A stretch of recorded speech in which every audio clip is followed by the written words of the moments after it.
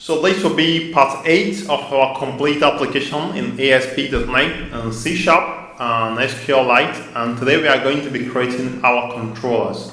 Now controllers allows you to perform HTTP requests, get, post, put and delete against the data store and either get or send items to the database. So let's do it right now. And I'd also like to remind you to subscribe to my channel by hitting on the subscribe button, and also if you have challenges, feel free to let me know, and as much as I can I'm going to try to help you fix it. But for now I think everything should be very clear because all the step-by-step is right here in my website, and this is exactly the steps I'm following in this tutorial. I'm not skipping any of them. Alright, so this is what we are trying to achieve. We've not gotten there. But for now, in the previous tutorial, we were able to set up the seeders, and we have all our seeders now. We have the seeders folder contains all the 8 seeders for this application. Alright, so we now want to set up the controllers, and let me close up everything. I'm going to close all. Alright, so let's follow this step by step. So the instruction says update the dependencies. So if you have installed Entity Framework and SQLite and Entity Framework tools, version 3.1.6, you need to update them following this procedure. So basically, if you go to your application and go to your dependencies folder here, you see these packages, you can see the version installed. For me, I already installed 5.7.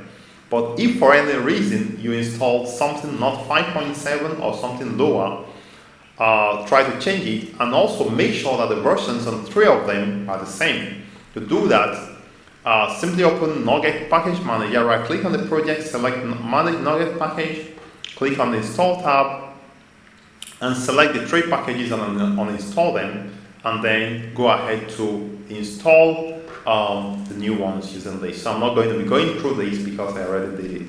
So to delete the ones you have, you can press or you can click and use the delete key, or you can right click and just go to manage NuGet packages, and it comes here. If you go to install, you can see 3 of them. You can click and uninstall, and then you install the right one.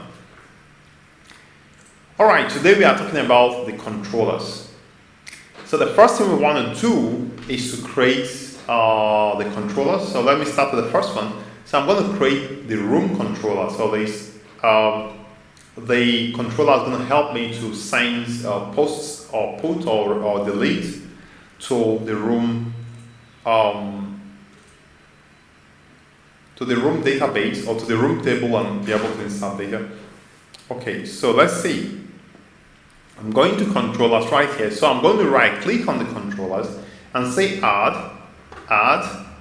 and add new scaffolded item. So don't say new controller, but new scaffolded item. And I think I spelled it out right in my website.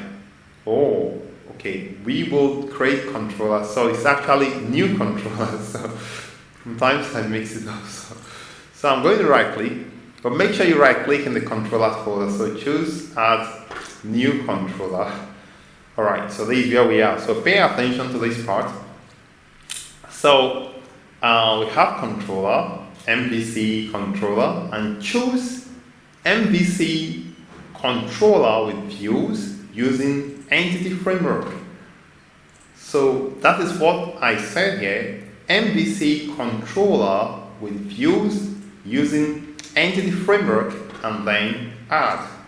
Okay, so I'm going to click on add and wait for a second. It comes out here. Now each of the tables in your database, you have to have one controller for that table. So I'm going to right click. In this case, I want to add the room controller first. So I'm going to choose the room model. As a model class, it's going to be room on the hospital MH.models. Take note that we may have room seeder. It's not room seeder or any other thing. Okay, it's the one on the hospital MH.models. Alright, let me just shift this. And the data context class is going to be hospital context. So it's just one context, so you're just going to select it. Now this layout page is very important. You have to select the right layout page. So if you go back to my website, so let me just click on this. Yeah, so you have the views, shared, layout.html. That's what you're going to select. And let's go back here. So I'm going to click on the ellipsis here and go to views. I'm going to share it. I'm going to underscore layout.cshtml. I'm going to say OK. And just say add. I hope I'm not missing out anything. Let me just check. Just check I'm not missing out something. All right. Okay, so here we go after seconds. Okay, perfect. So I'm going to just click on add. So it takes a few seconds and it's going to add the controller and also going to add the views. The views. I'm going to show you what all this means after now when it adds everything. So it's scaffolding, generating the CS.html file, generating the methods in the controller file, and every other thing that is needed. Now, let's see. So let's wait for a second.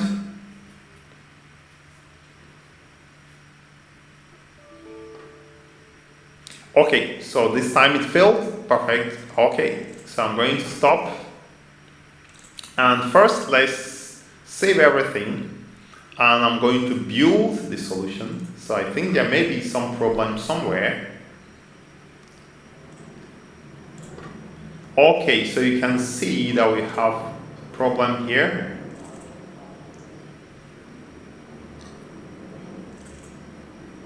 Okay, so potential fixes.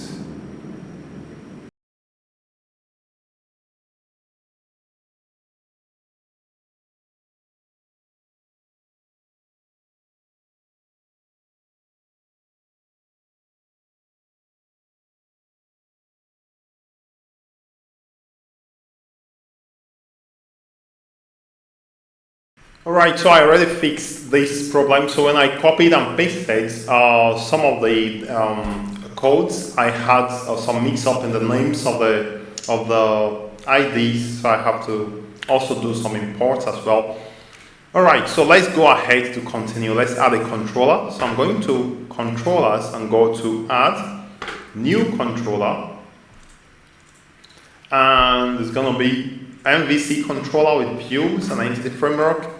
And I'm going to choose the model class should be, for now I'm going to add for room because you are going to add for others as well.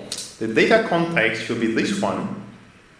The layout is going to be the underscore layout, the CS.html, and the controller should be, so let's just select this one. Yeah, so I'm going to say add. So while it's scaffolding, so it's going to generate the controller file, generate all the view templates, and this is a CS.html files, and then generate all the methods inside the controller and the placeholders inside the view. Alright, so now it completed. Let's see what was generated. So we have rooms controller, and it's open right here. So in rooms controller, you can see get rooms. Okay, you have get rooms details. So for now, I'm not going to tell you to worry about these codes because actually it's generated exactly the best way it should be.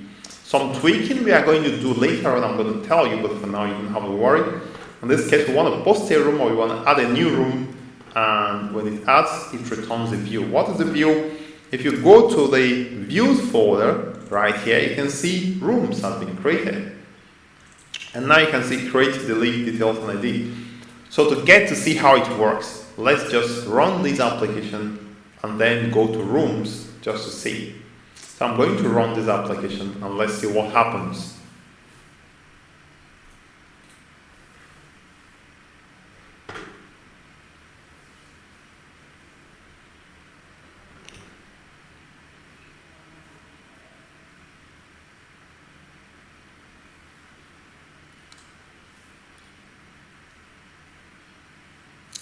Alright, so again, the application starts up in the home page. We're going to fix this later on when we do authentication and authorization.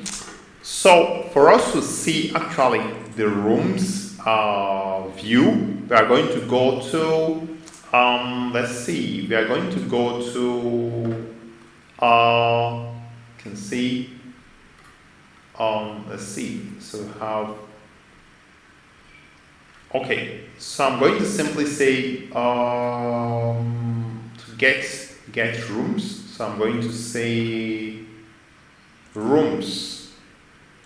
So let's see. So I'm going to say rooms. All right. So by default, this is the rooms. For now, there are no rooms. So I can actually click on create and nothing works. Okay. So how do we solve this problem? Okay, so I'm going back to the page, to my web page, and it says fix the errors. Okay, that's what we are going to do now. So first, let's stop the application from running. And it says fix the errors, fine. There's also something that is missing out. For some reason, the CDAS did not add the data into the database. So I think that is something I missed out. So let me look at the CDAS. So I'm going to my package manager console. Let me see. And I'm going to simply say updates, database. And let's see what happens. Build succeeded and done. Alright, so I'm going to run this application again. The reason is because I want to see some data in the rooms table. So I can actually check from here. So if I right click on rooms and go to FD 200, nothing. So that's a problem. It did not actually add the CDAS. Yeah, so I missed out something. So let's go to the web host extension. Yeah, so before we do that, let's just complete this, what we are working on right now about the controllers. And later we go to fix this issue about CDAS, okay? Alright, so, and that is what we are now, okay, the room list view displays as shown here. Now, if you click on create or edit, you have error.